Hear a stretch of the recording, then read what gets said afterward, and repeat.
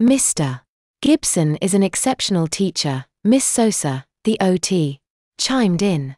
He's very good at implementing therapies into his everyday curriculum so that students make gains throughout the year. Nods all around the table. Inwardly I smiled a bit. Acknowledgement felt good. Had I been a bit bigger, I might have sat down and leaned back in my chair a bit. Plus, all of his students end up potty trained by the time they get to kindergarten. Thank you, Mrs. Skinner. Not quite the endorsement I was hoping for, but I'd take it. What are his qualifications? Again, she was talking about me, but not to me. Typical. Times like this are always rough for me. Do I speak up for myself, thus asserting my professional authority, or do I rely on the so-called benevolence of Amazonian professionals to continue to speak for me? The women sitting around the table had done enough, I'd decided.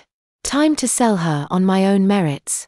I've got a bachelor's degree in elementary education with up-to-date certification on early childhood education as well as 10 years of experience teaching.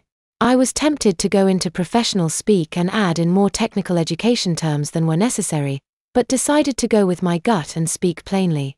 I've got former students walking all over campus and they're all doing quite well. Her nose wrinkled a bit in disgust.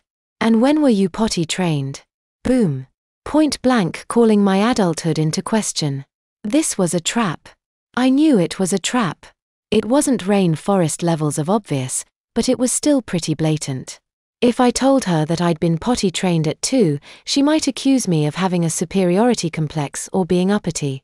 If I lied and said around 3 or 4, that could be ammo, too.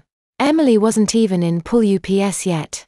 Even asking about that bit of information was calling my competence into question. I knew how to dodge this attack. Like most skills, potty training is more about having it than when you got it. The mother repeated the question. When were you potty trained? I shrugged nonchalantly. Oh, just like most people, I told her. It was so long ago that I don't remember. Slowly, decisively, the woman asked. Then why are you pooping your pants? Excuse me? I felt my blood boiling. Why are you pooping your pants? She said it even slower that time. Everybody, myself included, scowled. Ms. Winters spoke up for me. That is highly inappropriate. Check him, the parent of my newest student said. After 3 years of changing diapers, I'd know that smell anywhere. Check him. The thing about skin is that it tends to tune things out.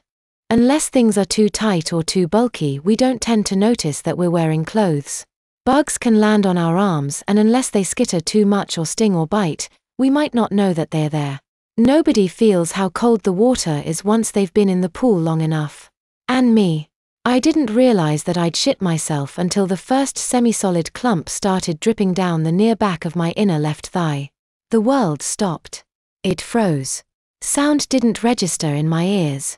Light and shapes and colors and the people in the room stopped registering my eyes. My jaw hung open stupidly and my eyes went wide and unblinking. My lungs didn't contract as much as they shivered. And my heartbeat thundered through my entire body. I had shit my pants. In public. In front of no less than 5 Amazons, and I hadn't even realized it was happening until just after. I was doomed. Doomed.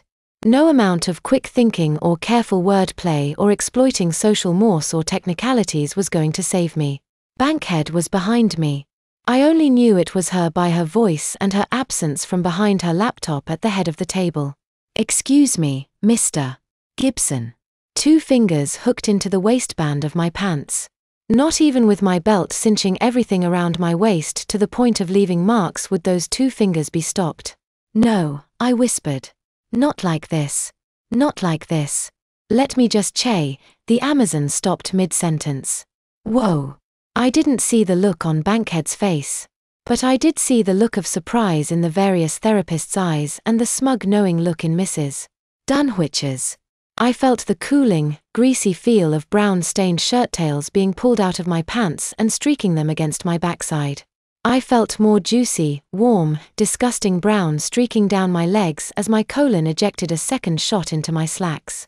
Most of all, I felt the raging pain of a massive cramp welling up inside me like a balloon that was filling up far too fast.